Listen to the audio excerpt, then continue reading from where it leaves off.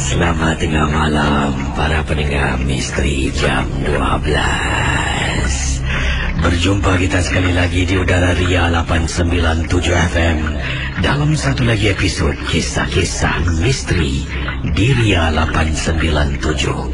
Ingat, setiap kisah yang diketengahkan jangan mudah kita percaya, jangan kita terikut-ikut saudara.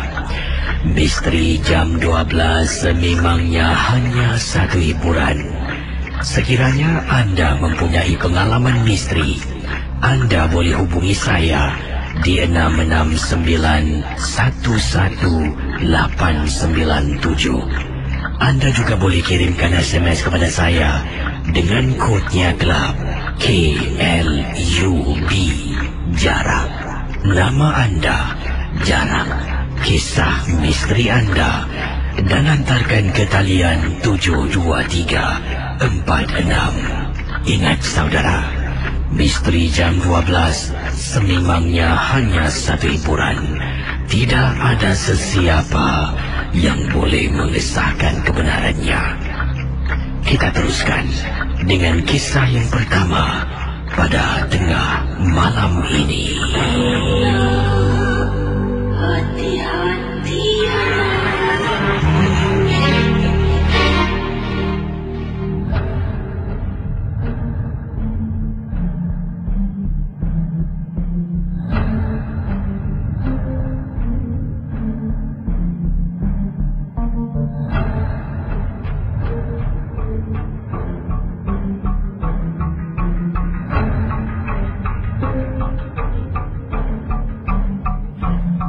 Pendengar Ria 897, saya akan bacakan kiriman email yang pertama, dan kisah ini dikatakan berlaku pada tahun 2001. Pada tahun 2001, pengalaman Rashidin berkongsi kisah beliau dan sekumpulan teman-temannya telah pun menyewa sebuah bot menuju ke arah Pulau Hantu. Pulau Hantu terletak di Singapura, dan memang benar nama pulau ini dikenali sebagai Pulau Hantu. Saya kurang pasti apakah sejarah di sebalik Pulau Hantu, dan pengalaman yang diceritakan oleh Rashidin berkongsi beliau dengan teman-temannya seramai lebih kurang 5 orang telah pun menyewa sebuah bot pergi ke Pulau Hantu dengan niat di sana tu mereka nak memancing sambil mereka nak berkemah di sana. Jadi apa yang berlaku bila sampai di Pulau Hantu, waktu tu sekitar pukul waktu pagi lah bila sampai di Pulau Hantu, waktu katanya di sini sekitar pukul 8 lebih pagi.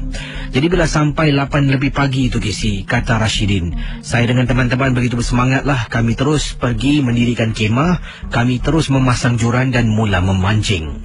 Apa yang terjadi setelah bot berlalu pergi, bot itu akan mengambil kami 8 pagi pada keesokan harinya. Kata Rashidin, bila sampai di sana, apa yang saya perhatikan, kawasan tu tak ada orang lain kecuali saya dan teman-teman saya saja. Kalau mungkin Casey pernah ke Pulau Hantu, pulaunya kecil, tak begitu besar. Ada 2 Casey, satu pulau hantu kecil, satu pulau hantu besar. Yang saya pergi pulau hantu besar, dan pulau hantu kecil ni tidak begitu jauh lah, dekat sebelah menyebelah. Jadi bila sampai, kami dah dirikan kemah, kami dah mula nak memancing. Sampailah ke malam, sekitar pukul 8 lebih malam, kalau tak silap saya selepas waktu maghrib, ketika 2 orang teman saya berada di hadapan perairan di tepi pantai sedang nak masukkan umpan. Seorang lagi teman saya pula berada di dalam kemah sedang baring mengantuk, dan saya dengan teman saya sedang duduk sambil kami bakar-bakar untuk makan. Tiba-tiba saya dengar sesuatu. Saya dengar Casey, di Pulau Hantu waktu malam memang tak ada lampu, gelap gelita. Apa yang saya dengar suara perempuan minta tolong. Sayu dan halus, tapi dapat dengar. Bila saya dengar, saya seolah-olah tercegat, tak bergerak. Teman saya baru perasan. Dia tanya, "Din, kenapa dengan kau ni?" "Shh, apa hal?" Teman saya tanya pada saya. "Shh."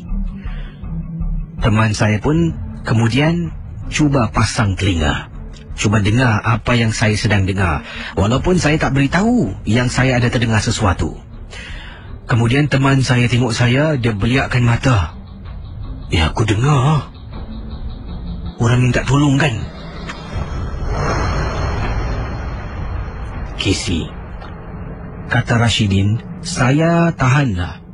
Tak nak beritahu dia apa yang saya dengar. Saya tahanlah tak nak menegur. Saya cuma diamkan diri saja. Teman saya yang satu ni, katanya di sini yang bengap sangat-sangat, tiba-tiba bila dah dengar dia menegur. Aku dengar suara perempuan minta tolong kan? Bila saya dengar, saya toleh. Tengok dia, saya beliakkan mata. Saya kata, kenapa kau tegur? Casey, setelah teman saya tegur, saya menegur teman saya kerana menegur dengar bunyi awal tadi. Tiba-tiba suara tangisan minta tolong tu hilang begitu saja. Saya dapat rasakan sesuatu yang tak kena, kata Rashidin, pada malam yang dimaksudkan. Terus saya panggil dua orang sahabat yang sedang isi ataupun letakkan umpan. Saya panggil naik ke atas. Mereka berdua berjalan menuju ke arah kami. Kami berdua yang sedang duduk memerhatikan teman yang sedang jalan ke arah kami. Bila sedang dia jalan, alangkah terperanjatnya saya nampak di perairan, walaupun gelap Casey, tapi agak terang dengan cahaya bulan di atas air. Saya pada mulanya fikirkan itu adalah rumpai laut ataupun seaweed. Tapi bila saya perhatikan betul-betul, macam rambut hitam Casey penuh tepi pantai. Saya rasa tak sedap. Teman saya dua baru sampai. Saya kata pada dua orang teman saya, apa tahu Casey? Aku rasa kita masuk dalam tent baik lah. Aku dah rasa tak sedap hati. Ni lah, si bongok ni pergi tegur pula. Teman saya tanya kenapa? Aku tak bercakap sekarang, nanti balik aku cakap engkau. Masuk tent lah. Kita ada bawa satu kemah yang boleh muat 8 orang. Besar kisi kemahnya, boleh berdiri lagi. Jadi bila saya dengan teman saya yang 3 ni berjalan menuju ke arah kemah, saya lah yang berada di nombor 2. Teman saya yang tadi menegur nombor 1, saya nombor 2, yang lagi 2 tu belakang saya lah. Jalan baru nak masuk kemah ni, teman saya buka zip, jenguk kepala. Astagfirullahalazim. Dia keluar balik Casey. Saya tanya kenapa? Kata Rashidin. Dia tanya temannya, kenapa dengan kau? Dia tunjuk dalam. Okey, kau diam. Saya jenguk dalam. Casey nak tahu, teman saya satu dah nyenyak tidur.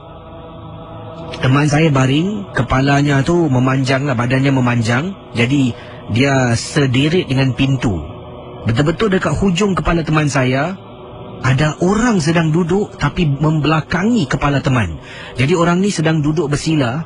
Teman saya ni betul-betul kepalanya di belakang punggung orang yang sedang duduk bersila dalam kemah. Dan kalau Casey nak tahu, orang yang duduk tu adalah seorang wanita Casey. Bila saya ternampak, teman saya pertama ternampak ni, kami dah tak tahu nak buat apa Casey. Seorang lagi sahabat saya, namanya Haikal, kata kita telefon si budak yang dekat dalam ni. Itu teman saya, sahabat saya lah, namanya Norman. Jadi Haikal ambil telefon Norman berkali-kali. Telefon dia dengar berdering, tapi Norman ni tak bangun-bangun. Dia ni betul tidur mati ni, kata Rashidin. Jadi setelah berkali-kali telefon, barulah dia bangun. Dia jawab, hello, apa ni? Haikal. Man, akulah Haikal. Kau keluar sekarang Man? Asal kau kat mana? Aku kat luar ni, kau keluar sekarang. Apa nak tidur lah. Teman saya terus letak telefon. Alamak Casey. Satu malam kata Rashidin, saya dan 3 orang sahabat duduk luar kemah sebab kita bawa satu kemah saja. Tunggulah sampai keesokan pagi. Kita tak berani nak jenguk buat kali kedua. Yang hairan, teman saya ni boleh tidur dengan nyenyak sampailah ke pagi. Bila pagi, kita semua dah terbaring dekat luar atas pasir.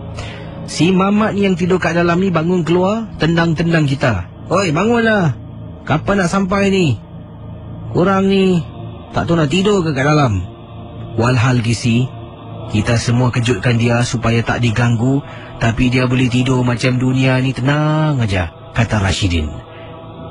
Terima kasih kerana sudi berkongsi pengalaman saya dan selamat tengah malam. Dan awal tadi kisah dari Rashidin dan juga sahabat-sahabatnya. Nama yang disebutkan di sini Norman, Haikal dan dua lagi sahabat yang tak ada nama ni. Telah pun tahun 2001 pergi memancing, berkemah di salah sebuah kawasan lah. Dia boleh saya katakan tadi disebutkan di Pulau Hantu. Dan kenapa agaknya nama tempat tu Pulau Hantu? Adakah memang benar tempat tu tempat hantu? Nanti kita selidik lah. Kalau ada yang tahu ke penduduk-penduduk di Pulau Hantu dan sebagainya, boleh berkongsi pengalaman. Dan teman ni bawa satu kemah je dia bawa bersama lah. Dan bila nak masuk kemah tu, temannya nombor satu ternampak dalam kemah tu ada perempuan sedang duduk bersila membelakangi teman yang sedang baring nyenyak tidur.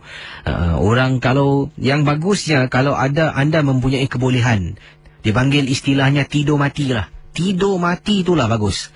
Di luar orang kecoh, dengar bunyi mengilai ke apa, awak tetap tidur, tak bangun. Cukup waktu, anda akan bangun sendiri. Dan macam tadilah, dia bangun tengok teman-temannya, apa korang tidur kat luar?